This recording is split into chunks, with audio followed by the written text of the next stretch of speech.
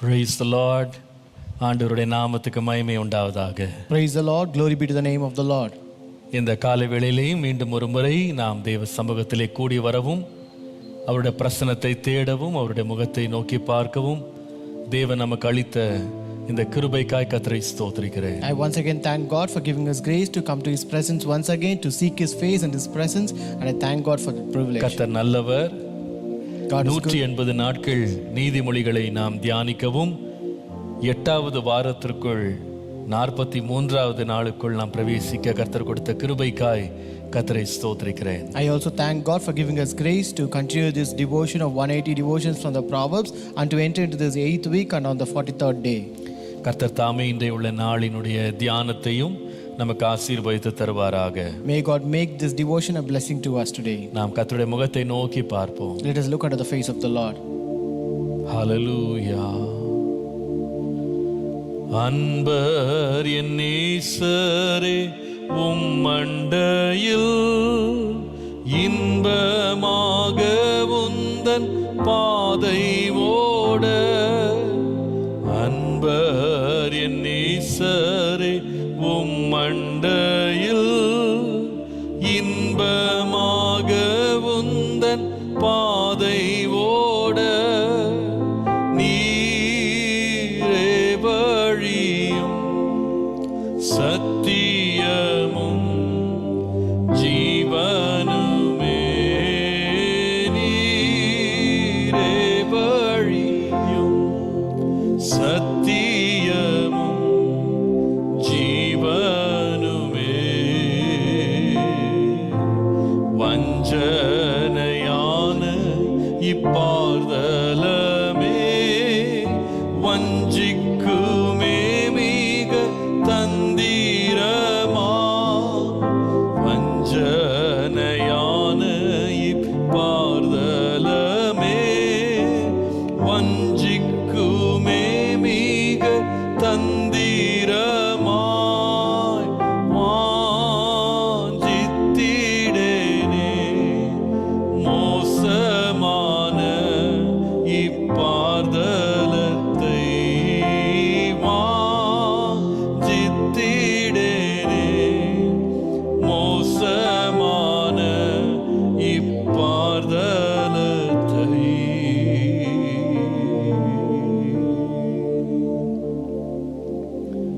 ஆமாப்பா, இந்த காலவெளியிலே அன்பரே உம்முடைய இன்ப பிரசன்னத்திலே நாங்கள் கூடியிருக்கிறோம். Lord, yes Lord, our beloved, we have gathered in your presence this morning hour.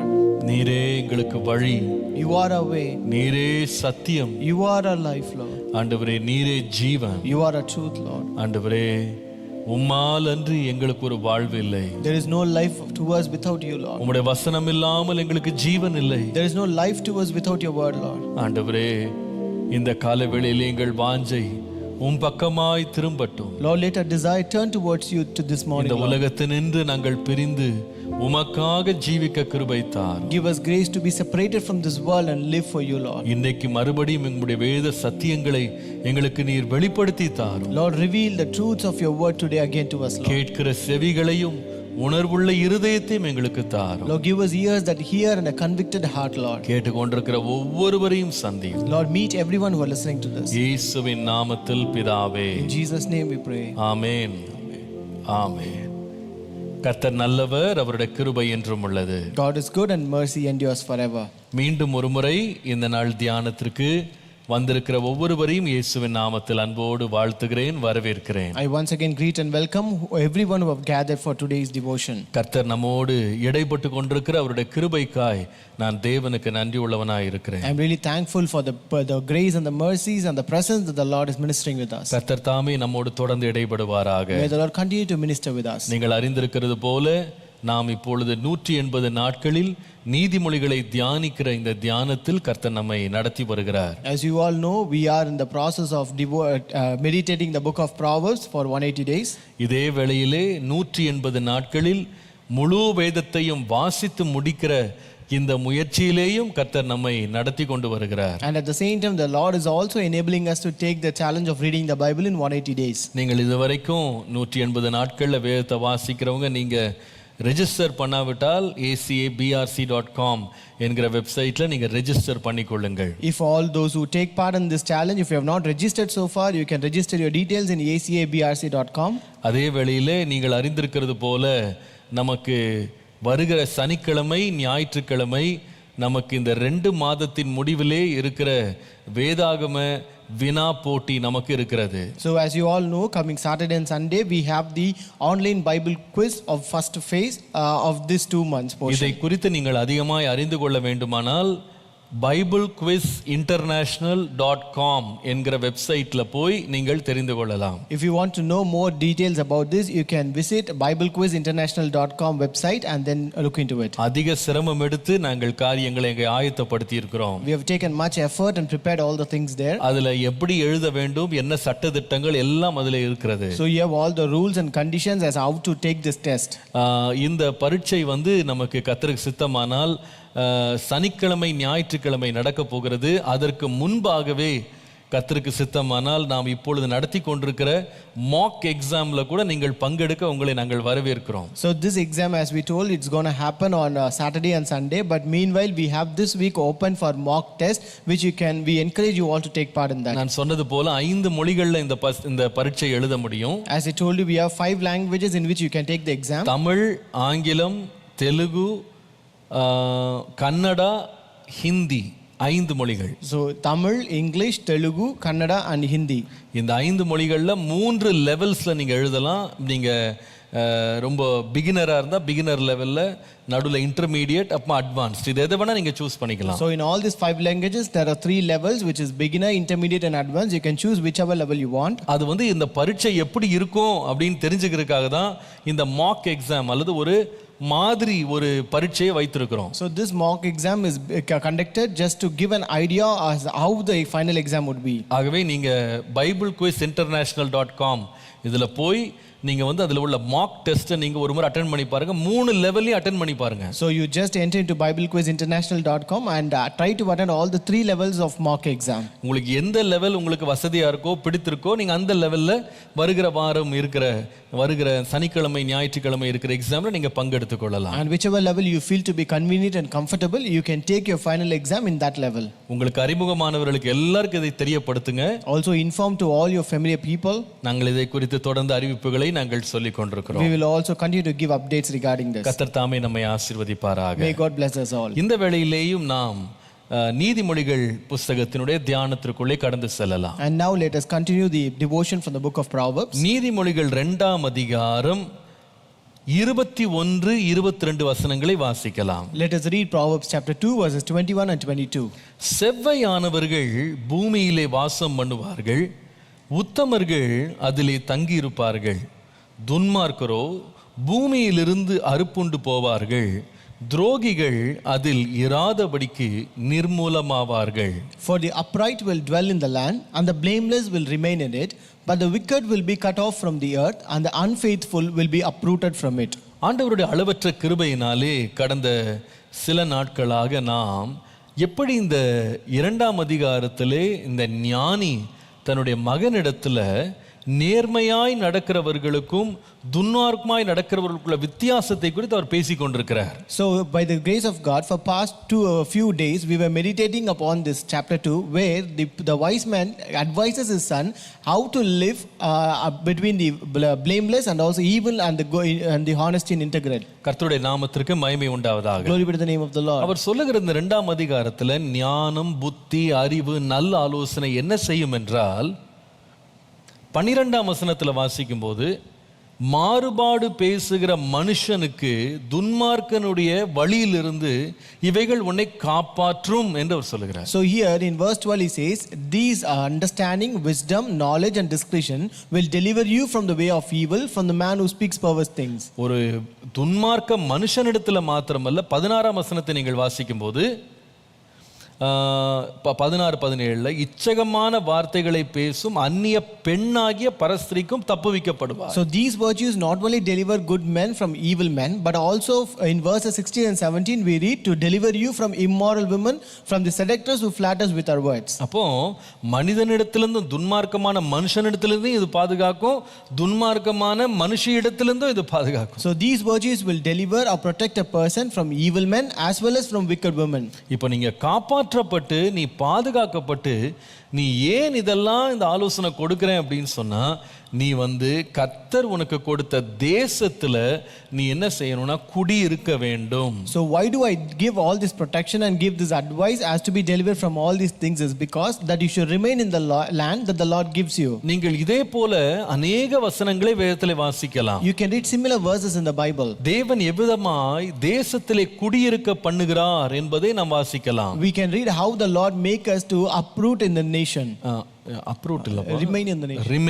remain in the nation. நீங்கள் நீதிமொழிகள் 10:30 வாசிப்பீர்களானால், If you read Proverbs 10:30, நீதிமான் என்றும் அசைக்கப்படுவதில்லை, துன்மார்க்கர் பூமியில் வசிப்பதில்லைன்னு வாசிக்கிறோம். we read the righteous will never be removed, but the wicked will not dwell in the land. நீங்கள் சங்கீதம் 37:29 வாசிக்கும் போது, If you read Psalm 37:29, நீதிமான்கள் பூமியை சுதந்தரித்துக் கொண்டு என்றென்றைக்கும் அதிலே வாசமாய் இருப்பார்கள் என்று வாசிக்கிறோம். the righteous shall inherit the land and dwell upon it forever. அதே 37 சங்கீதம் 9 வாசிக்கும் போது, If you read again Psalm 37:9, பொல்லாதவர்கள் அறுப்புண்டு போவார்கள், கர்த்தருக்கு காத்திருக்கிறவர்களோ பூமியை சுதந்தரித்துக் கொள்ளுவார்கள் அப்படின்னு வாசிக்கிறோம். we read, for the evil doers shall be cut off, but those who wait for the Lord shall inherit the land. 22 அதே சங்கீதத்திலே வாசிப்பீர்களானால், If you read verse 22 in the same psalm, அவரால் ஆசீர்வதிக்கப்பட்டவர்கள் பூமியை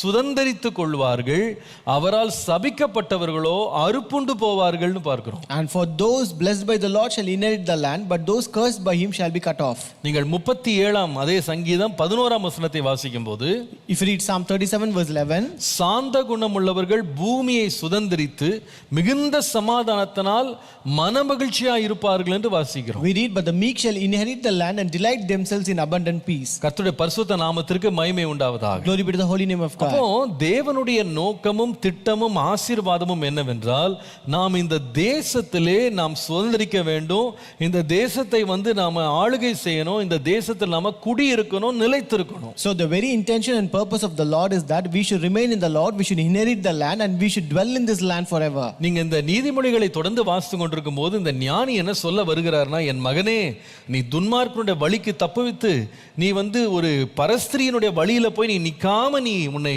உத்தமனாய் நீ பாதுகாத்து கொள்வாயானால் நேர்மையான உன்னை கர்த்தர் இந்த தேசத்துல குடியிருக்க பண்ணுவார், நீ நிலைத்திருப்பாய், நீ அறுப்புண்டு போகவே மாட்டாய். So what was this Solomon the preacher trying to tell to his son is that, my son, if you keep all these things, these virtues that will deliver you from the way of evil and from the immoral women and wicked women, then you will remain in this land, you will never be uprooted, and you will stay in this land and succeed remaining in the land. நீங்கள் தமிழில் வாசிக்கும் போது எல்லா இடத்துலயும் பூமி பூமின்னு வாசிக்கலாம். So in this Tamil, when you read, you can read it as earth in every places.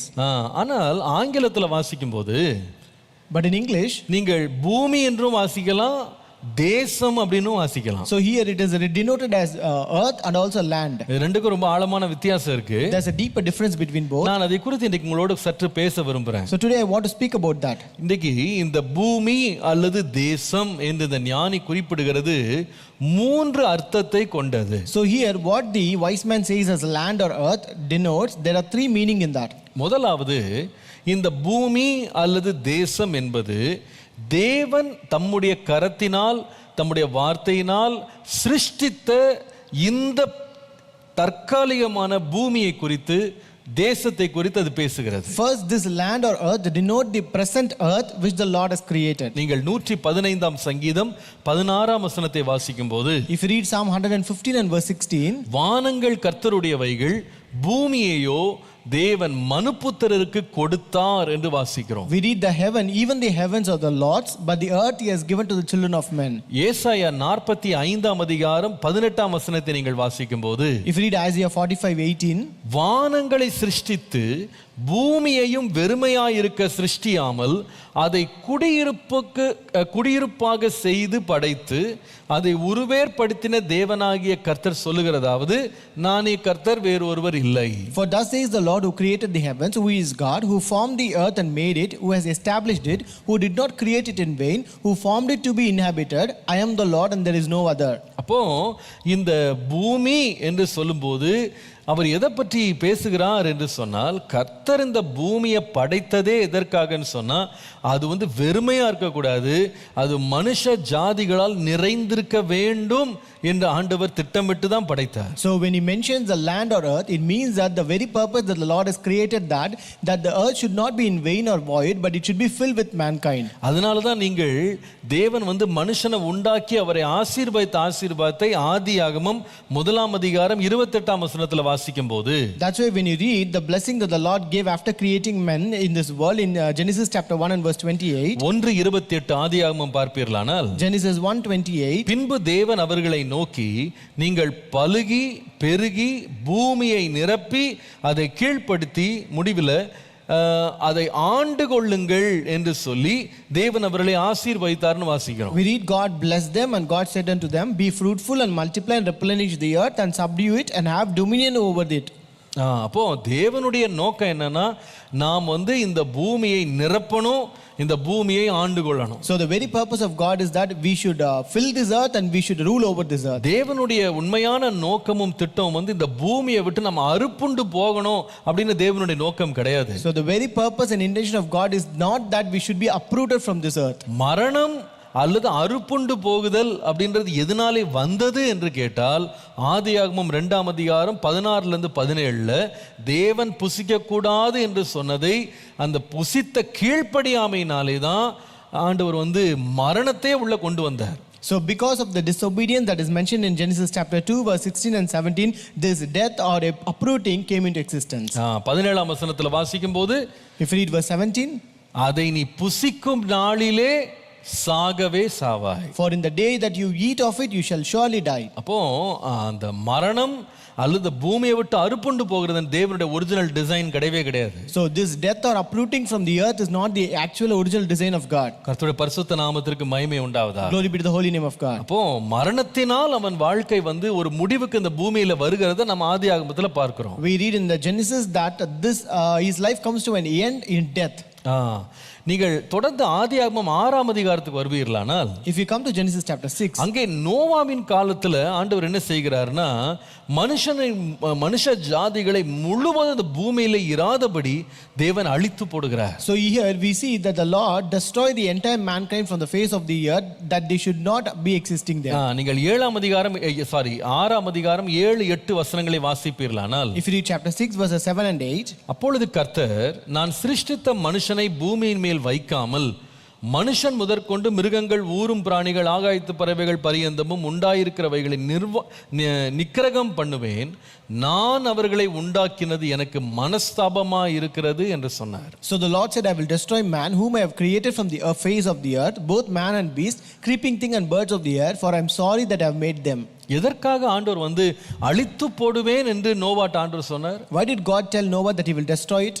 ஆண்டவர் அப்படி அழிக்கணும்னு விரும்புறது கிடையாது. God did not destroy, or God did not desire to destroy it. அப்ப ஏன் அழிக்க முன் வந்தாருன்னு கேட்டா, but why he came to destroy it? மனுஷனுடைய நினைவுகள் எல்லாம் பொல்லாததா இருக்கிறது. Because all the thoughts and imagination of man was evil. அவன் உத்தமமான வழியிலே நடப்பதற்கு பதிலாக துன்மார்க்கத்தை விரும்பி செய்கிறான். He desired and did wickedness rather than walking in the way of uprightness. அவனுடைய பாவம் பூமியிலே பெருகுகிறது. The sin was increasing in this land. அந்த பாவம், அந்த துன்மார்க்கம் தேவனுடைய பார்வையிலே எட்டுகிறது. The sin and the wickedness reached the presence of God. அதனால ஆண்டவர் மனுஷனை ஆசீர்வதித்து பலுகி பெருக பண்ணணும் அப்படின்னு உண்டாக்கின பூமியிலிருந்து அவனை முற்றிலும் வேறறுத்து போக தேவன் வந்து ஒரு பெரிய வெள்ளத்தை அனுப்பினார் நாம் பார்க்கிறோம். Therefore we see the Lord sent a great flood to uproot the people and the mankind from the earth, where he want men to be fruitful and multiply. ஆனால் அழிவு பூமி முழுவதற்கும் வந்தாலும் நோவாவை கர்த்தர் உத்தமன் என்று ஆண்டவர் கண்டதனால அவனையும் அவனுடைய குடும்பத்தையும் தேவன் பேழையினாலே பாதுகாத்தார். But though the entire mankind in the earth was destroyed,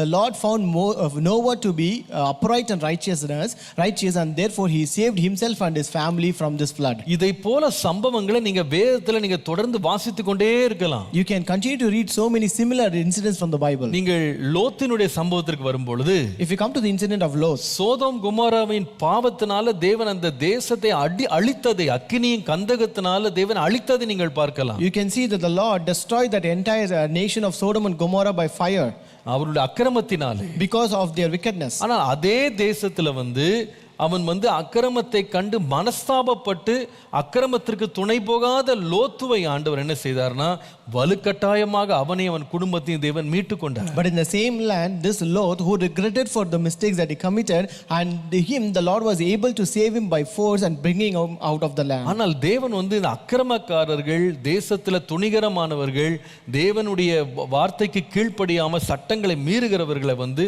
ஆண்டவர் தண்டிக்கிறதுக்கு ஒரு வழி என்னன்னு கேட்டீங்கன்னா, அந்த தேசத்திலிருந்து அவர்கள் இராதபடிக்கு தேவன் அவர்களை அறுப்புண்டு போக பண்ணுகிறார். But one of the way the Lord punishes the disobedient, the unrighteous, or the one who is not upright from the land is by removing them from the land. நீங்கள் சங்கீதம் 37:10-11 வாசிக்கும்போது, if you read Psalm 37 verse 10 and 11, இன்னும் கொஞ்ச நேரம்தான், அப்போது துன்மார்க்கன் Iran, அவன் ஸ்தானத்தை உற்று விசாரித்தாயானால் அவன் இல்லை. சாந்த குணமுள்ளவர்கள் பூமியை சுதந்தரித்து மிகுந்த சமாதானத்தினால் மனமகிழ்ச்சியாய் இருப்பார்கள் என்று வாசிக்கிறோம். For yet a little while and the wicked shall be no more. Indeed you will look carefully for this place, but it shall be no more. But the meek shall inherit the earth and shall delight themselves in the abundance of peace. அதே சங்கீதம் 34ஆம் வசனத்தை நீங்கள் வாசிப்பீர்களானால், if you read verse 34 in the same psalm, நீ கர்த்தருக்கு காத்திருந்து அவருடைய வழியை கைக்கொள், அப்பொழுது நீ பூமியை சுதந்தரித்து கொள்வதற்கு அவர் உன்னை உயர்த்துவார், துன்மார்க்கர் அறுப்புண்டு போவதை நீ காண்பாய். wait on the Lord and keep his way, and he shall exalt you to inherit the land. When the wicked are cut off, you shall see it. நீங்கள் 37ஆம் சங்கீதத்தை வாசிக்கும் போது சங்கீதக்காரனுக்கு ஆரம்பத்தில் ஒரே நெருடலாக இருக்கு. என்னன்னு கேட்டால், அந்த துன்மார்க்கர் வந்து இவ்வளவு அக்கிரமத்தில் பெருகினாலும் நல்ல உறுதியா இருக்கிற மாதிரி தெரியுறாங்களேன்னு சொல்லி. So when you read the Psalm 37, this psalmist was initially so much hesitating or so much confused, because whatever wickedness they may commit, they are still growing up and being exalted in their life. ஆனால் கர்த்தர் அவனுக்கு வெளிப்படுத்துறாரு, But the Lord reveals him, துன்மார்க்கருடைய நேரம் கொஞ்சம் காலம்தான், the time of wicked is just a little while, துன்மார்க்கர் பின்பு இராமலே போயிடுவாங்க, and then they will be no more. அவருடைய ஸ்தானத்தை, அவர்கள் இருந்த இடத்தை உற்று நோக்கினால் அது இல்லாமலே போயிடும். And even if you look carefully for his place, it shall be no more. ஆனா அதே வேளை ஒரு மனுஷன் உத்தமமா இருப்பானானால், But at the same time, when a person is righteous, இந்த பூமியை சுதந்திரிக்கிறதுக்கு மாத்திரமல்ல, he not only inherits the earth, அந்த பூமியிலே நிலைத்திருக்கும் கர்த்தர் பண்ணுகிறார். the Lord will make him to remain in the land. கர்த்தருடைய பரிசுத்த நாமத்திற்கு மகிமை உண்டாவதாக. Glory be to the holy name of God. இதே வார்த்தையை தான் இயேசுவும் வந்து முன்மொழிகிறாரு. This is what Jesus also says. நீங்கள் மத்தேயு 5ஆம் அதிகாரம் 5ஆம் வசனத்தை வாசிக்கும் போது, If you read Matthew chapter 5 and verse 5, சாந்த குணமுள்ளவர்கள் பாக்கியவான்கள், அவர்கள் பூமியை சுதந்தரித்து கொள்ளுவார்கள் சொன்னார். he says, blessed are the meek, for they shall inherit the earth. இந்த பூமியை உண்டாக்கினது மனுஷன் அல்ல, பிசாசு அல்ல. It is not the devil or man who created this world. இந்த பூமியும் அதன் நிறைவும் கர்த்தருடையது. The earth and its fullness belongs to God. Hallelujah. Hallelujah. அப்போ இந்த பூமி கர்த்தருடையது, அவர் சிருஷ்டித்தது. It is the Lord who created this earth. இந்த பூமியில யார் இருக்கணும் யார் இருக்க கூடாதுன்னு தேவன் தீர்மானிக்கிறார். And God decides who should exist, who should live in this land and who should not.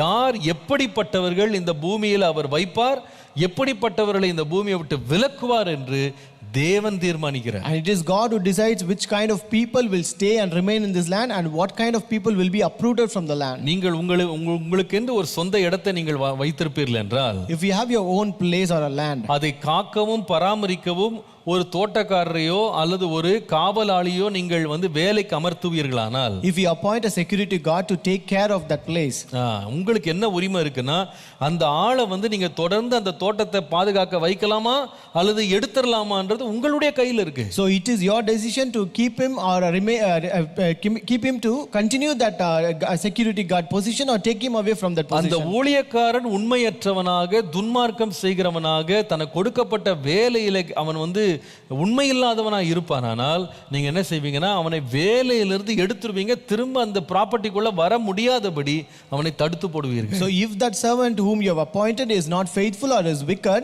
then you will just remove him from that position and you will see that he will never enter the property again. அதே வேளையில at the same time, அந்த மனிதன் வந்து உத்தமனாக உண்மை உள்ளவனாக நேர்மை உள்ளவனாக நீதிமானாக இருப்பானால் நிச்சயமாகவே நீங்க அவனுடைய வேலையை நீட்டி கொடுத்து அவனுக்கு உள்ள ஒரு வீடை கூட கட்டி கொடுத்து தங்க வைப்பீங்க. so at the same time, if you find him to be faithful, more righteous and more honest and upright, then you will prolong his days to be there, and if possible you will give a home or a house also constructed in that place. கர்த்தரும் அப்படிப்பட்டவர் தான்.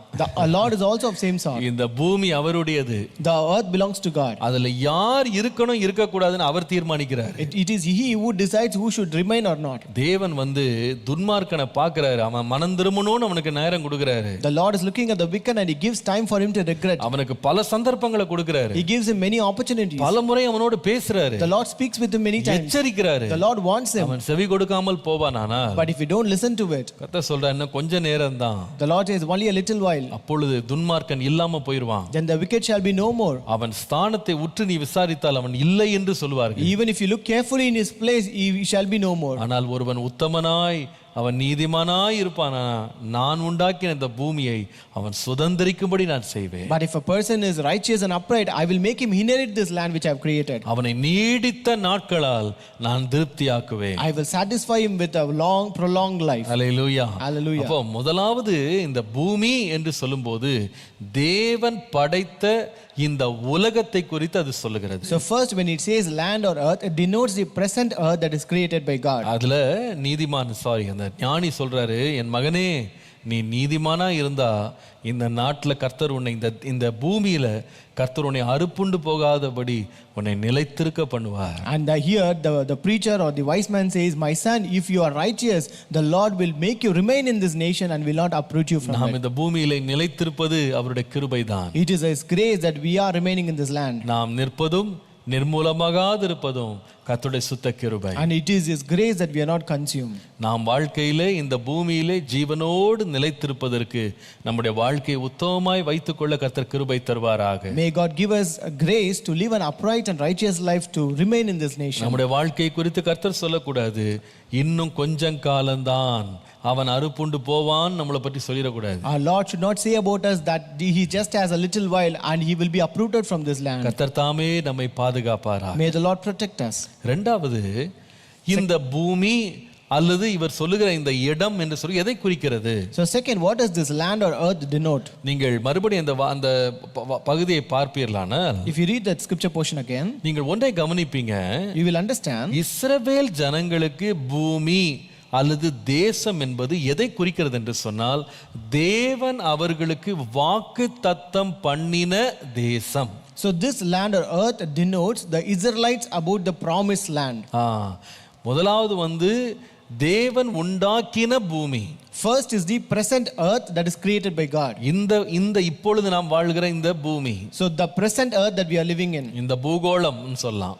so this world you can call it as. ரெண்டாவது வந்து இந்த பூமி என்பது எதுக்குன்னா, தேவன் இஸ்ரவேல் ஜனங்களுக்கு வாக்கு பண்ணின தேசம். and second, it is the promised land of Israelites. கர்த்தருடைய பரிசுத்த நாமத்திற்கு மகிமை உண்டாவதாக. glory be to the name of the Lord. இஸ்ரவேல் ஜனங்களைப் போல தங்களுடைய தேசத்தை குறித்த தேசப்பற்று உள்ள மக்களை நீங்க உலகத்துல எங்கேயுமே நீங்க பார்க்க முடியாது. you can never find any other person like Jewish people who cherish their homeland than any other people. அவங்க வந்து இந்த தேசத்தின் மேல் அவர்கள் வைத்திருக்கிற அன்பும் பாசமும் இணையற்றது. so the love and the devotion that they have upon their homeland is really great. நீங்கள் ஏன் இப்படிப்பட்ட ஒரு பாசமும் பற்றும் இந்த இஸ்ரவேல் ஜனங்களுக்கு தங்களுடைய தேசத்தின் மேல் இருக்கிறது என்று கேட்டால், so why does this people of Jewish people or Israel Israel have such a kind of devotion and love upon their homeland. ஆதியாகமம் 12ஆம் அதிகாரம் 1ஆம் வசனம் வாசிப்பீர்களானால், If you read Genesis 12:1, கர்த்தர் ஆபிரகாமை நோக்கி, நீ உன் தேசத்தையும் உன் இனத்தையும் உன் தகப்பனுடைய வீட்டையும் விட்டு புறப்பட்டு நான் உனக்கு காண்பிக்கும் தேசத்துக்கு போ என்று தேவன் அழைத்தார். Now the Lord had said to Abraham, get out of your country, from your family and from your father's house to a land that I will show you. அழைத்து கொண்டு போன தேசம் இந்த வாக்குத்தத்தம் பண்ணப்பட்ட தேசம். So the Lord called him and took him to a place called this promised land. நீங்கள் ஆதியாகமம் 13ஆம் அதிகாரம் 14 முதல் 15 வாசிக்கும் போது, If you read Genesis 13 verses 14 and 15, லோத்து ஆபிரகாமை விட்டு பிரிந்த பின்பு கர்த்தர் ஆபிரகாமை நோக்கி, உன் கண்களை ஏறெடுத்து நீ இருக்கிற இடத்திலிருந்து வடக்கேயும் தெற்கேயும் கிழக்கேயும் மேற்கேயும் நோக்கி பார். நீ பார்க்கிற இந்த பூமி முழுவதையும் நான் உனக்கும் உன் சந்ததிக்கும் என்றென்றைக்கும் இருக்கும்படி கொடுத்து, 17ஆம் வசனம், நீ எழுந்த தேசத்தின் நீளமும் அகலும் எம்மட்டும் அம்மட்டும் நடந்து திரி, உனக்கு அதை தருவேன் என்று சொன்னார். And the Lord said to Abraham, after Lot had separated from him, lift your eyes now and look from the place where you are, northward, southward, eastward and westward, for all the land which you see I give to you and your descendants forever. Verse 17 again, arise, walk in the land through its length and its width, for I give it to you. என்ன அழகா இருக்கு பாருங்க. How beautiful it is. இந்த தேசத்துக்கு போ என்று ஆண்டவர் ஆபிரகாம்கிட்ட சொன்னார். First the Lord said, go to this place. ரெண்டாவது ஆண்டவர் சொல்றாரு, நீ போய் இந்த தேசத்துல நடந்து திரியறப்பாரு, நீ கண்ணால பார்க்கிறப்பாரு, இந்த தேசம் முழுவதையும் மனுஷன் அல்ல நானே உனக்கு தருவேன் என்று ஆண்டவர் சொன்னார். And second the Lord said, lift your eyes and see and look at the places wherever you see, the entire place I will give you, it is not men but I who will give you. இந்த தேசத்தை சுதந்தரிக்கிறதுக்கு இவனுடைய சந்ததியார், ஆபிரகாமினுடைய சந்ததியார் எவ்வளவு பாடுபட வேண்டும் என்பதையும் கர்த்தர் வெளிப்படுத்தினார். The Lord also revealed how much the descendants of Abraham should struggle and strive to inherit this land. நீங்கள் ஆதியாகமம் 15ஆம் அதிகாரம் 13 முதல் 14 வசனங்களை பார்க்கும் பொழுது, If you read Genesis 15 verses 13 and 14, அப்பொழுது அவர் ஆபிரகாமை நோக்கி, உன் சந்ததியார் தங்களுடையது அல்லாத அந்நிய தேசத்திலே பரதேசிகளாயிருந்து அத்தேசத்தாரை சேவிப்பார்கள் என்றும் அவர்களால் 400 வருஷம் உபத்திரவப்படுவார்கள் என்றும் நீ நிச்சயமாய் அறிய கடவாய். இவர்கள் சேவிக்கும் ஜாதிகளை நான் நியாயந்தீர்ப்பேன், பின்பு மிகுந்த பொருள்களுடனே புறப்பட்டு வருவார்கள். Then he said to Abraham, know certainly that your descendants will be strangers in a land that is not theirs, and will serve them, and they will afflict them 400 years, and also the nation whom they serve I will judge. Afterward they shall come out with great possessions. என்ன அழகா இருக்கு பாருங்க. How beautiful it is. இந்த தேசத்துக்கு போ, You go to that nation, இந்த தேசத்துல நடந்து திரி, you walk around this nation, உன் கண் பார்க்கிற இடமெல்லாம் நீ சுற்றி பார், you look at the places wherever your eyes looks, இந்த தேசத்தை நான் உனக்கு தருவேன். and I will give you this land. எப்ப தருவேன்னா இப்போ இல்ல, When I will give you it, it's not now. சந்ததிகளுக்கு நான் தருவேன். I will give it to your descendants. ஆபிரகாம், ஈசாக்கு, யாக்கோபுக்கு பின்பாக 400 வருஷம் அவங்க அடிமைகளாக இருந்து அவங்க பெரிய ஓங்கிய புயத்தினால் பலத்த கரத்தினால் விடுவிக்கப்பட்டு இந்த நீ நடந்து தெரிஞ்சிருக்கிற இதே தேசத்துக்கு திரும்பி வருவாங்க. So they will be slaves for 400 years after the time of Abraham, Isaac and Jacob, and they will be delivered up by a mighty arm and an outstretched arm of God, and they will again return to this promised land. கர்த்தர் சொன்னபடியே ஆண்டவர் அவர்களை விடுவித்தார். 40 ஆண்டுகள் வனாந்திரத்தில் அலைந்து திரிந்து பின்பு ஆபிரகாமின் சந்ததிக்கு அந்த தேசத்தை ஆண்டவர் சுதந்திரமாய் கொடுத்தார். And as the Lord proclaimed, he delivered the people, and after 40 years of their wandering in the wilderness, the Lord gave them the inherited land and the promised land Canaan. நல்ல கவனிங்க. Listen carefully. அந்த தேசத்துல அவங்க குடியேறது மாத்திரம் இல்ல, அந்த தேசத்துல அவங்க தங்கி இருக்க வேண்டுமானா அவங்க அங்க சந்ததிகளா இருக்கிறதுனால தங்கி இருக்க முடியாது. கர்த்தர் அவர்களை நீதிமான்களாக, உத்தமர்களாக, கர்த்தருக்கு பிரியமா நடக்கிறவர்களாக கண்டால்தான் அந்த தேசத்துல தொடர்ந்து தங்க வைப்பேன்னு கர்த்தர் சொன்னார். So the Lord also said, it's not only they inheriting the land, but if they want to remain in this land, they have to be very upright, righteous, and they themselves, their family, they should be righteous before the Lord. Only then I will allow them to remain in the land. அதனாலதான் நியாய பிரமாணத்தை ஆண்டவர் கொடுக்கும் போதே இந்த தேசத்துல தங்கி இருக்கிறதுக்கு ஆண்டவருடைய சட்டங்களை கீழ்ப்படின்னு ஆண்டவர் சொல்லி இருந்தார். That's why when the Lord gave the law, he gave the commands that the people should obey and do according to the law for the people to dwell in the land. அப்போ அந்த தேசத்துல வந்து சுதந்திரிக்கிறது மாத்திரம் தங்கி இருக்கணும், அதுல நிலைச்சிருக்கணும், அறுப்புண்டு போகாம இருக்கணும்னா அவர்களுடைய தனிப்பட்ட அவர்களுடைய ஒழுக்க ரீதியான வாழ்க்கை, அதே வேளையில் அவருடைய ஆவிக்குரிய வாழ்க்கையும் கர்த்தருக்கு முன்பாக செவ்வையா இருந்தாதான் இந்த தேசத்துல தொடர்ந்து தங்க வைப்பேன், அல்லது நீ அறுப்புண்டு போயிடுவேன்னு கர்த்தர் சொன்னார். So if they are not only inheriting, but if they want to dwell and remain in the land and you should not be uprooted from the land, then their moral and spiritual life should be right before the Lord. Only then the Lord said, I will make you remain in the land. நீங்கள் யாத்ராகமம் 20ஆம் அதிகாரம் 12ஆம் வசனம் பாருங்க. Read Exodus 20 verse 12. உன் தேவனாகிய கர்த்தர் உனக்கு கொடுக்கிற தேசத்திலே உன் நாட்கள் நீடித்திருக்கும்படிக்கு உன் தகப்பனையும் உன் தாயையும் கனம் பண்ணுவாயாக என்று வாசிக்கிறோம். We read, honor your father and your mother, that your days may be long upon the land which the Lord your God is giving you. யாத்ராகமம் 20:12. Exodus 20:12. இங்க அதே வேளையில ஆண்டவர் வந்து உன்னை நீடித்து வாழணும்னா உங்க தகப்பனையும் தாயையும் கனம் பண்ணுன்னு மாத்திரம் சொல்லல. The Lord not only said that if you want a prolonged life, honor your father and mother alone. நீங்கள் உபாகமத்தின் புத்தகம் 4ஆம் அதிகாரம் 25 இருந்து 27 வாசிப்பீர்களானால், If you come to Deuteronomy chapter 4 verses 25 to 27, நீங்கள் பிள்ளைகளும் பிள்ளைகளின் பிள்ளைகளும் பெற்று தேசத்துல வெகுநாள் இருந்த பின்பு நீங்கள் உங்களை கெடுத்து யாதொரு விக்கிரகத்தையாவது யாதொரு சாயலான ரூபத்தையாவது பண்ணி உன் தேவனாகிய கர்த்தருக்கு கோபம் உண்டாக்க அவர் பார்வைக்கு பொல்லாப்பானதை செய்தால் நீங்கள் யோர்தானை கடந்து சுதந்திரிக்க போகிற தேசத்தில் இராமல் சீக்கிரமாய் முற்றிலும் அழிந்து போவீர்கள் என்று இந்நாளில் உங்களுக்கு விரோதமாய் வானத்தையும் பூமியையும் சாட்சியாக வைக்கிறேன். நீங்கள் அதிலே நெடுநாள் இராமல் நிர்மூலமாக்கப்படுவீர்கள். When you beget children and grandchildren and have grown old in the land and act corruptly and make a carved image in the form of anything and do evil in the sight of the Lord your God to provoke him to anger, I call heaven and earth to witness against you this day that you will soon utterly perish from the land which you cross over the Jordan to possess.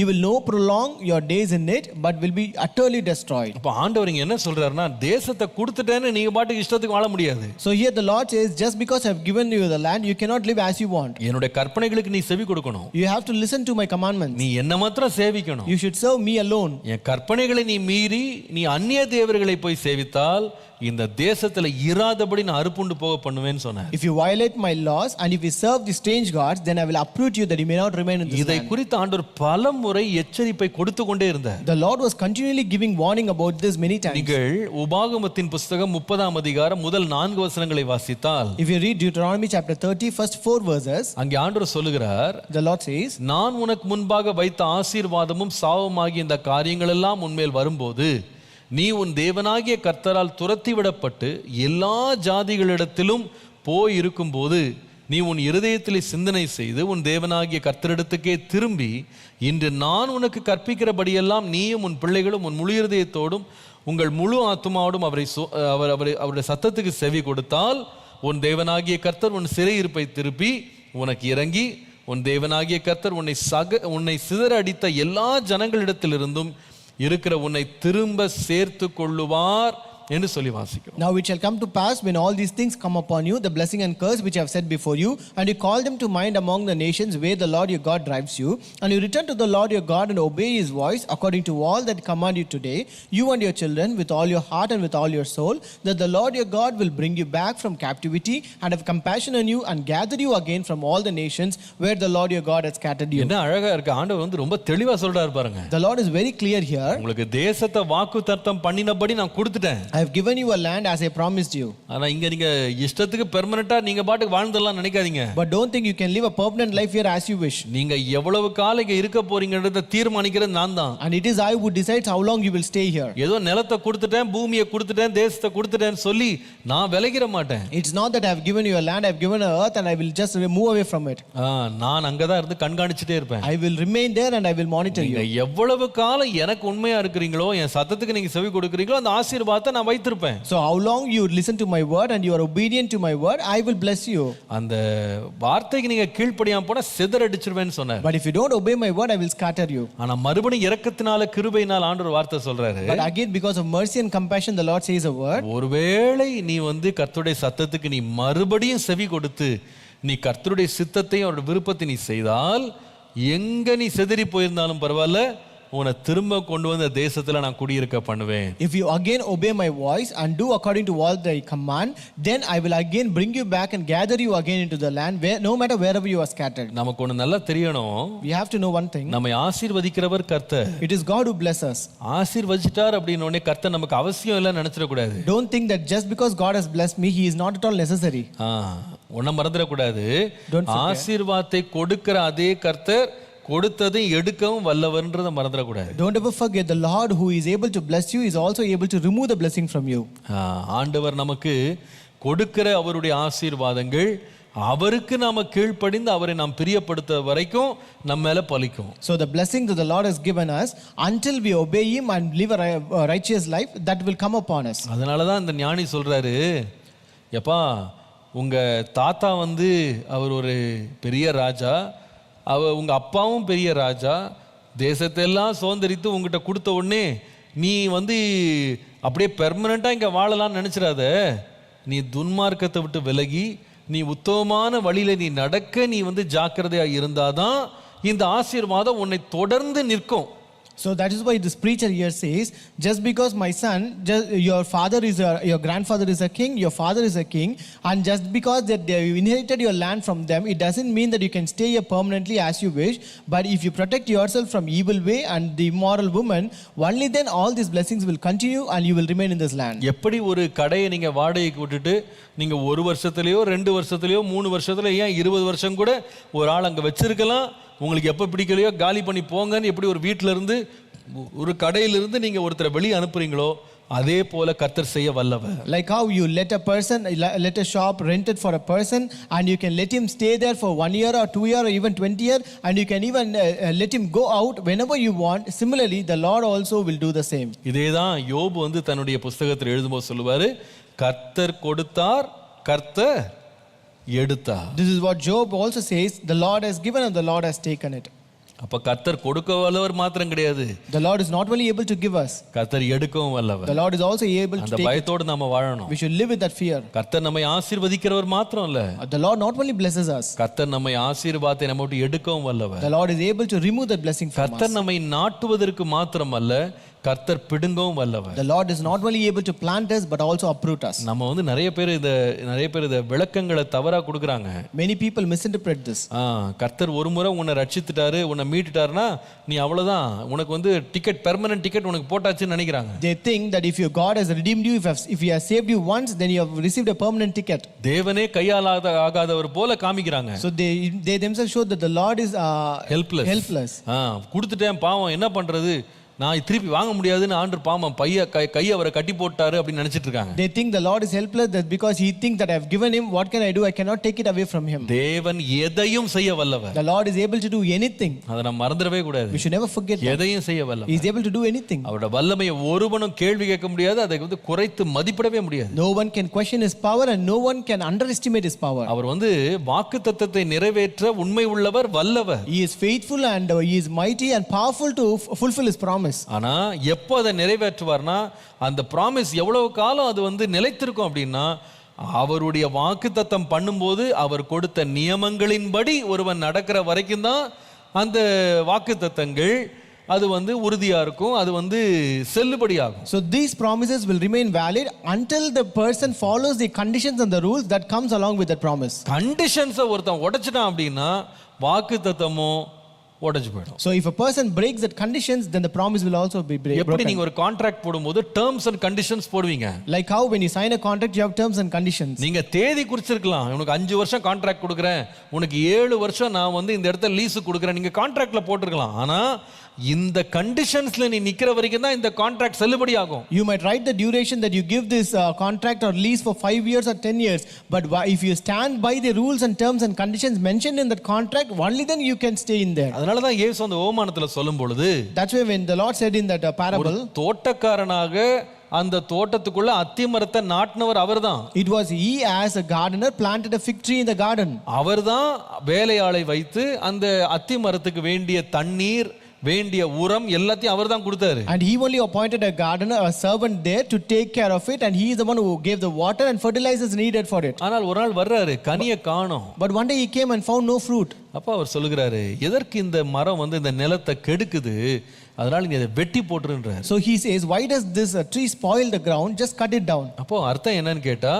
நடுகிறதற்கும் கர்த்தர் வல்லவர், நட்டதை வெட்டி போடவும் அவர் வல்லவர். So it means that the Lord is able to plant it, at the same time he is also able to cut it down. நீங்க தயவு செய்து இந்த மாதிரி உபதேசங்கள், நட்டு விட்டார் கர்த்தர், என்னை நிலைநிறுத்தி விட்டார், ரட்சித்து விட்டார், அவ்வளவுதான், அதுக்கப்புறமா கர்த்தராலே ஒன்றும் செய்ய முடியாதுன்னு நினைச்சிடாதீங்க. So don't go along with these doctrines which say the Lord has planted already, the Lord has given you, and the Lord cannot do anything else. ஆண்டவர் வந்து தேவதூதர்களை பரலோகத்துல நித்தியமா வாழணும்னு தான் ஆண்டவர் படைச்சாரு. The Lord created angels in the heaven that they may live forever. ஆனால் அவர்கள் ஸ்தானத்திலிருந்து தேவன் தள்ளவும் வல்லவராக இருந்தார். But the Lord was able to push them from their position. அவர்கள் ஸ்தானத்தை இழக்க பண்ணினார். The Lord made them to lose their position. அவர்கள் வந்து பாவத்தினால் அவங்க பெருமையில் அவங்க எழும்பும்போது ஆண்டவர் தள்ளிட்டாரு. When they rose up in pride, the Lord pushed them down. தேவன் நம்முடைய வாழ்க்கையிலேயும் அவர் வல்லவர் என்பதை நாம் மறந்துடவே கூடாது. And don't ever forget the Lord is able and the Lord is powerful even in our life. ஆண்டவர் சும்மா வாயில சொல்லி மிரட்டிட்டு விட்டுறவர் கிடையாது என்பது வேதம் நமக்கு தெளிவா சொல்லுகிறது. The Bible says very clearly the Lord doesn't even just threaten by his words and just leave it as such. சும்மா சொல்றதுக்கு, சும்மா பேச்சுக்கு சொன்னேன், சும்மா மிரட்டுறதுக்கு சொன்னேன் அப்படிலாம் கிடையாது. It is not that I said just to threaten him. இந்த உபாகமத்தில் ஆண்டவர் வந்து உன்னை அறுப்புண்டு போக பண்ணுவேன், உன்னை தேசங்களில் சிதறடிக்க பண்ணுவேன் சொன்ன வார்த்தையை தேவன் வந்து சாலமோனை தொடர்ந்த நாட்களை பார்ப்பீங்களானா சொன்னதை அப்படியே செஞ்சாரு. So whatever the Lord said in Deuteronomy that I will scatter you people, that I will cut down from the nation, it happened following the days of Solomon. கொடுப்பேன் சொன்னதை எப்படி நிறைவேற்றினாரோ எடுப்பேன் சொன்னதை நிறைவேற்றினார். Like how you fulfill whatever I give you, similarly you also fulfill whatever I will remove from you. நம்முடைய தேவன் வல்லவர். Our God is powerful. இஸ்ரவேல் ஜனங்கள் கீழ்ப்படியாம விக்கிரகத்துக்கு போன பொழுது தேசம் எங்கும் பூமி எங்கும் அவர்களை சிதறடித்தார். When the Israelites disobeyed and went after strange gods, the Lord scattered them all over the earth. நாம ஏற்கனவே 40 நாள் அந்த வேத பாடத்தை நம்ம படிக்கும்போது நான் இதை பத்தி நான் ரொம்ப தெளிவா பேசியிருக்கிறேன். So when we read the 40 days Bible reading challenge, I told you very deep about this. எப்படி ஆண்டவர் பாபிலோனியர்களை அனுப்புனாரு, how the Lord sent Babylonians, அசீரியர்களை அனுப்புனாரு, how he sent Assyrians, அவங்க தேசத்தை பாழாக்கி ஆண்டவருக்கு மகிமையாய் கட்டப்பட்ட ஆலயத்தை கூட கர்த்தர் எரிக்கிறதுக்கு ஒப்பு கொடுத்தாரு. The Lord committed even the temple that was constructed for him to be destroyed by them. அது கூட அழித்து நொறுக்கப்பட்டது. And that was also totally destroyed and burnt. அத்தனை பொக்கிஷங்களும் திருடப்பட்டதுன்னு பார்க்கிறோம். And we see all the treasures have been looted from it. இதெல்லாம் யார் அனுமதி கொடுத்தாரா? கர்த்தர் தான் அனுமதி கொடுத்தார். It was God who permitted it. ஆனா கர்த்தரிடத்துல மனம் திரும்பும் போது திரும்பவும் கூட்டி சேர்க்க தேவன் வல்லவர். But when you regret and repent and turn to God, the Lord is able to gather you again. அறிந்துதான் அந்த நீதிமொழிகளின் ஞானி சொல்றாரு, யப்பா நீ தேசத்தில் அறுப்புண்டு போகாம இருக்க, நீ துன்மார்க்கருடைய வழியை தெரிந்து கொள்ளாம நீதிமான்களின் வழியை தெரிந்து கொள். Having known this, the author of the proverb says, choose the path of righteousness, don't choose the path of wickedness, that you may not be cut off from the earth. இந்த பூமி, இந்த தேசம் என்பது முதலாவது தேவன் உண்டாக்கிய இந்த பூலோகம். So the land or the earth denote the present world that the Lord created. அதுல ஜீவனோடு இருப்பது தேவ கிருபை. And it is God's grace that we are alive in that land. இரண்டாவது, second, இந்த பூமி என்ற தேசம் என்பது எதை பற்றி பேசுகிறதுனா தேவன் இஸ்ரவேல் ஜனங்களுக்கு வாக்குத்தத்தமாய் கொடுத்த தேசம். So this land or earth denotes the promised land that the Lord promised to Israelites. கடைசியாக மூன்றாவது, at last the third one, இந்த பூமி இந்த தேசம் என்பது எதை குறிக்கிறது என்று சொன்னால், what does this land or earth denote? நீங்கள் வெளிப்படுத்தின விசேஷம் 21 அதிகாரம் முதல் 4 வசனங்களை நீங்கள் வாசிப்பீர்களானால், if you Revelation chapter 21 first 4 verses, இந்த வார்த்தை எதையும் குறிக்கிறது என்று சொன்னால் அங்கே வாசிக்கிறோம். here we read, பின்பு நான் புதிய வானத்தையும் புதிய பூமியையும் கண்டேன், முந்தின வானமும் முந்தின பூமியும் ஒளிந்து போயின, சமுத்திரமும் இல்லாமற் போயிற்று. யோவானாகிய நான் புதிய எருசலேமாகிய பரிசுத்த நகரத்தை தேவனிடத்திலிருந்து பரலோகத்தில் விட்டு இறங்கி வர கண்டேன். அது தனக்கு புருஷனுக்காக அலங்கரிக்கப்பட்ட மணவாட்டியை போல ஆயத்தமாக்கப்பட்டிருந்தது. Now I saw a new heaven and a new earth, for the first heaven and the first earth had passed away, and there was no more sea. Then I, John, saw the holy city, New Jerusalem, coming down out of heaven from God, prepared as a bride adorned for her husband. அப்போ பூமி என்பது தேவன் ஏற்கனவே சிருஷ்டித்த இப்பொழுது நாம் வாழ்கிற பூமி மாத்திரமல்ல. The land or the earth does not even denote, not only denotes the present world or the earth that we live in. ரெண்டாவது, அது இஸ்ரவேல் ஜனங்களுக்கு தேவன் வாக்குத்தத்தம் பண்ணப்பட்ட பூமி என்று கொடுத்த இஸ்ரவேல் தேசம் மாத்திரமல்ல. It is not only the promised land that was given to the people of Israel. கர்த்தர் விசுவாசிகளாகிய நமக்கு தேவன் ஒரு பூமியை தேவன் வாக்குத்தத்தம் பண்ணி இருக்கிறார். But the Lord has also promised a land to we who are the Christian and believers of God. அதை குறித்து வாசிக்கிறோம். இது புதிய பூமி. We read that this is a new earth. பரலோகத்திலிருந்து இறங்கி வந்த ஒரு பட்டணமாகிய புதிய எருசலேம். This is a new city or new Jerusalem that is coming down from the out of earth, heaven.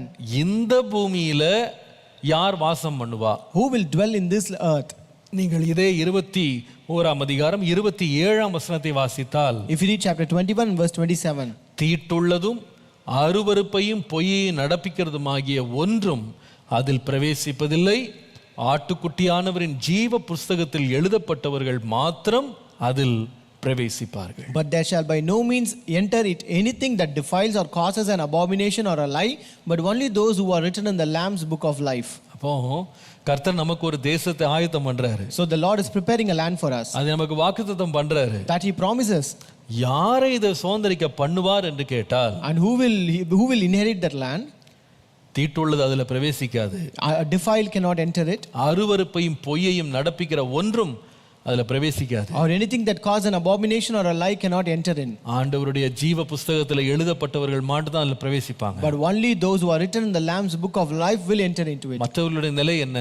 What is the condition of other people? அவர்கள் அழியாத நரகமாகிய அக்கினியும் கந்தகம் எரிகிற அக்கினியிலே தள்ளப்படுவார்கள். They will be cast into the lake of fire which is the hell. ஆனால் கர்த்தருக்கு முன்பாக நீதிமான்களாய் இருக்கிறவர்களோ, But whoever is righteous before the Lord, பரிசுத்தவான்களாய் இருக்கிறவர்களோ, who are holy before the Lord, கர்த்தர் உண்டாக்க போகிற புதிய பூமியில அவங்க நிலைத்திருப்பார்கள். they will remain and dwell in the new land that the Lord will create. இதைதான் தீர்க்க தரிசனமாக தாவீது எழுதும்போது, This is what when David wrote as a prophecy. நீங்கள் சங்கீதம் 23:6 வாசிப்பீர்களானால், If you read Psalm 23:6, எனக்கு நன்மையும் கிருபையும் என்னை இந்த ஜீவனுள்ள நாளெல்லாம் தொடரும்.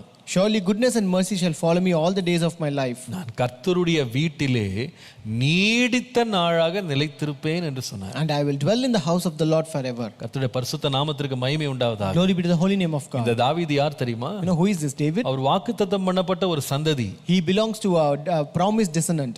அவர் யார்னா வாக்குத்தத்தம் பண்ணப்பட்ட பூமியிலே வாழுகிறவர். He was a person who lived in a promised land. இன்னும் சொல்ல போனால் வாக்குத்தத்தம் பண்ணப்பட்ட பூமியாகிய இஸ்ரவேல் தேசம் முழுவதற்கும் ராஜாவா இருந்தவர். To say more, he was a king of this promised land Israel. அவர் சொல்றாரு, நான் இப்பொழுது ஜீவித்துக் கொண்டிருக்கிற ஒரு வாழ்நாள் இருக்கு, இந்த ஜீவிய நாட்கள்ல நன்மையும் கிருபை என்னை தொடர்ந்துரும். So he says, now I live a life, in this life surely goodness and mercy will follow me. ஆனால் இதுதான் என்னுடைய வாழ்க்கை கிடையாது. But this is not my life.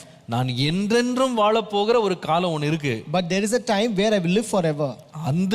அது எங்க வரும்னா கர்த்தருடைய வீட்டில் நான் தங்கி இருக்கிற ஒரு நாள். That is the time when I will dwell in the house of the Lord. இதேதான் இயேசு சொல்லும் பொழுது, This is all when Jesus said, நான் உங்களை விட்டு நான் பிரிஞ்சு போக போறேன். So I am going to depart from you. எதற்காக உங்களை விட்டு போறேன்னு சொன்னா, Why do I depart from you? உங்களுக்காக ஒரு நகரத்தை நான் ஆயத்தம் பண்ணும்படி நான் போறேன். I go that I may prepare a city for you. உங்களுக்காக ஒரு வீட்டை நான் ஆயத்தம் பண்ண, வாசஸ்தலத்தை ஆயத்தம் பண்ணும்படி நான் போகிறேன். I am going to prepare a dwelling place for you. நான் ஆயத்தம் பண்ணின பின்பு நான் வந்து உங்களை நான் சேர்த்துக் கொள்ளுவேன். So after I prepare it, I will come and gather you. அன்பானவர்களே, My dear ones, நம்முடைய தேவன் இந்த பூமியில மாத்திரம் நாம உயிர் வாழணும், நாம நிலைச்சிருக்கணும்னு விரும்புகிறவர் அல்ல. our Lord not only desires that we should remain and live in this world alone. அவர் நமக்கு கொடுக்கிற சுதந்திரங்களை, ஆசீர்வாதங்களை, வாக்குத்தத்தங்களை நாம் சுதந்தரித்துக் கொள்ள வேண்டும் என்று மாத்திரம் அல்ல, He not only desires that we should inherit the promises and the blessings that He has promised us. நாம் ஒவ்வொருவரும் நித்திய வீடாகிய பரலோகத்தையும் நித்திய தேசமாகிய புதிய பூமியையும் நம்ம சுதந்தரிக்கணும்னு கர்த்தர் விரும்புகிறார். But the Lord desires that we should inherit the eternal heaven and the eternal house. அந்த தரிசனத்தை விட்டு நம்ம ஒருத்தரும் விலகிட கூடாது. We should never be removed or moved away from that vision. இது ஒரு தற்காலிகமான பூமி தான். This is a temporary earth. பாவத்தினால தேவன் இந்த பூமியில மனுஷனுடைய வாழ்நாட்களை தேவன் தீர்மானித்து விட்டார். The Lord has decided the life or timeline of men based upon his sin. ஆனால் அவருடைய குமாரனாகிய இயேசு கிறிஸ்துவின் நீதியினால தேவன் பாவத்தில் இருந்த மனுஷனை மீட்டெடுத்து நித்திய வாழ்வுக்கும் தேவன் ஆயத்தமாக்குற பாதை உண்டு பண்ணி இருக்கிறார். But the Lord has also made a way towards the eternity through his son by his righteousness. அந்த பழியிலே நடக்கிற செம்மையானவர்களை, நீதிமான்களை, உத்தமர்களை தேவன் பரம தேசத்துல நித்திய வீட்டுல தேவன் என்றென்றைக்கும் நிலைத்திருக்க பண்ணுவா. And the righteous or the upright who walk in that way, the Lord will make them to dwell and remain in that perfect eternal house forever. பழைய ஏற்பாட்டு விசுவாசிகளே இந்த தரிசனத்தோடு வாழ்ந்தார்கள். This Old Testament believers also live with that vision. நமக்கிங்கே நித்தியமான நகரம் நமக்கு இல்லை. We don't have an eternal city here. நமக்கிங்கே நிலையான நகரம் இல்லை. We don't have an eternal city. We don't have a permanent home here. நிலையான நகரம் நமக்கு இல்லை. We don't have a permanent nation. ஆனால் வரப்போகிறதையே நாடி தேடுகிறோம் என்று சொல்லி அவர்கள் வரப்போகிற வாக்குத்தத்தத்தின் தேசமாகிய நித்திய வீட்டுக்கு அவர்கள் தங்களை ஆயத்தப்படுத்தி கொண்டார்கள். But they were preparing for the new house, the new earth that is yet to come. Hallelujah. Hallelujah. நம்முடைய வாழ்க்கையில் ஆண்டவரே என் பாதைகளை சீர்தூக்கி பார்க்க கிருபை தாரும். Lord, in my life, Lord, help me to look at my ways, Lord. உத்தமர்களின் தேசத்துல நான் நிலைத்திருக்க எனக்கு கிருபை தாரும். Lord, give me grace to remain in the city of righteousness. கர்த்தருடைய நாமத்துக்கு மகிமை உண்டாவதாக. Glory be to the name of the Lord. இந்த பூமியில நான் அறுப்புண்டு போகாதபடி என் பாதைகளை நீதி உள்ளதாய் வைத்துக் கொள்ளும். Lord, keep my ways righteous that I may not be cut off from this earth, Lord. ஆண்டவரே, Lord, இந்த பூமியிலே நீர் எனக்கு கொடுக்கிற வாக்குத்தத்தங்களை நான் சுதந்தரித்து அதிலே தங்கி இருக்கும்படி என் வாழ்க்கை உத்தமமாய் காத்துக்கொள்ள கிருபை தாரும். Lord, give me grace to keep my life in upright manner that I may receive and inherit the promises that you have given in this land. மூன்றாவது, Third, ஆண்டவரே, நான் இந்த பூமியில மாத்திரம் இல்ல, இனி எனக்காய் ஆயத்தம் பண்ணி வைத்திருக்கிற நித்திய ராஜ்யத்திலே நான் நிலைத்திருக்கும்படி என்னை நீர் பரிசுத்தப்படுத்தி தீட்டானவைகளை ஆண்டவரே எல்லா விதமான கேடுகளை என்னை விட்டு அகற்றி என்னை பரிசுத்தப்படுத்தும் என்று கேட்போம். Lord, also ask, Lord, not only here, but Lord, sanctify me, make me holy, that I may not be defiled and cause no abomination to live in the eternal land. ஆண்டவரே, எந்த அருவருப்பும் காணப்படாதபடி, that no abomination may be seen in me. இன்னும் என்னை பரிசுத்தமுள்ளவனாய் மாற்று. Lord, make me more holy, Lord. ஜெபம் பண்ணுவோமா? Shall we pray? ஆண்டவரே, என்னை நிலைத்திருக்கிற ஒரு பரிசுத்தவானாய் மாற்று. Lord, make me a person who remains forever. ஆண்டவரே, நிலைத்திருக்க பண்ணுகிற ஒரு ஆசீர்வாதம் எனக்கு வேண்டும். Lord, I need a blessing to remain forever. ஆண்டவரே, இந்த பூமியிலே வாசம் பண்ண வேண்டும், அதிலே தங்கி இருக்க வேண்டும். Lord, I should dwell and remain in this earth. ஆண்டவரே, அறுப்புண்டு போக கூடாது.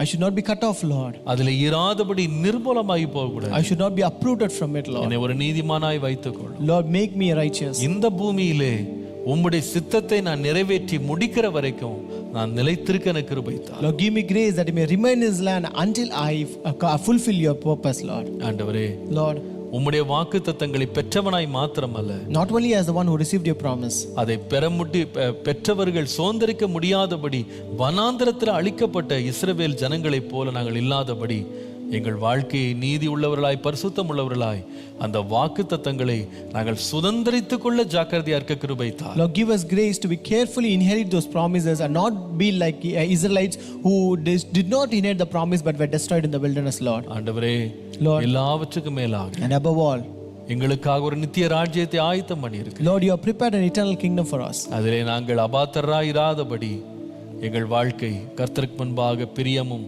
பரிசுத்தம் உள்ளதாக இருந்து உம்முடைய நித்திய வீட்டிலே நாங்கள் சுதந்தரித்து என்றென்றும் அங்கே தங்கி இருக்க எங்களுக்கு கிருபை தாரும். Lord, give us grace that we may inherit that land and Lord live there forever and not become unworthy of it, Lord. ஆண்டவரே, Lord, இந்த நாளிலே மறுபடியும் ஒருமுறை எங்களை பரிசுத்தப்படுத்தும். Lord, once again, Lord, sanctify us today. எங்களுடைய வாழ்க்கையில உள்ள துன்மார்க்கங்களை விலக்கும். Lord, remove all the wickedness from our life. எங்கள் பாதைகளை சீர்படுத்தும். Lord, set right our paths. எங்களை சுத்திகரியும். Lord, cleanse us எங்களை பரிசுத்தப்படுத்தும். and sanctify us, Lord. உத்தமர்களோடு பரிசுத்தவான்களின் கூட்டத்திலே நாங்களும் காணப்பட எங்களுக்கு கிருபை தாரும். Lord, give us grace that we may also be seen along the crowd of righteousness. உம்முடைய நித்திய வாக்குத்தத்தங்கள் எங்கள் வாழ்க்கையில் நிறைவேறும். Lord, let your eternal promises be fulfilled in our life. இயேசுவின் நாமத்தில் பிதாவே. In Jesus' name we pray.